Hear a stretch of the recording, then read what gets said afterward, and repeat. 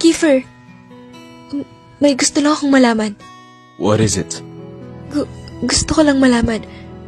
Sa kabila ng ginawa mo, minahal mo ba ako? Sinundan mo talaga ako para itanong yan? I can't believe this.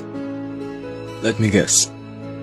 Nag-expect ka na baka magkaroon din ako ng feeling sa'yo habang niloloko kita? What a damn.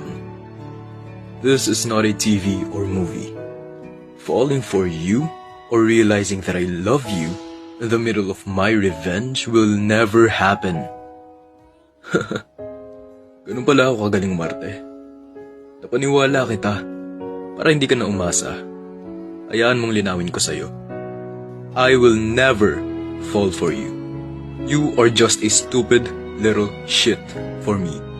Just like your brother Aris. Bumigay ka lang sana noong New Year. Malamang, maaga mo nalaman ng totoo. Bumigay mo lang sana ang sarili mo nun. Tapos ang plano. Sayang, nanalo sana ang kalahati ng Section E sa pustahan. Hindi ko maintindihan. Come to think of it, di ba tapos ang pustahan? Bakit hindi natin ituloy yung udlot ng New Year? Ano ba? Bitawan mo ko. I know you want it. Itaga mo sa bato. Pati dyan sa puwet ng aso. Babalikan ka ng karma. Ina mo.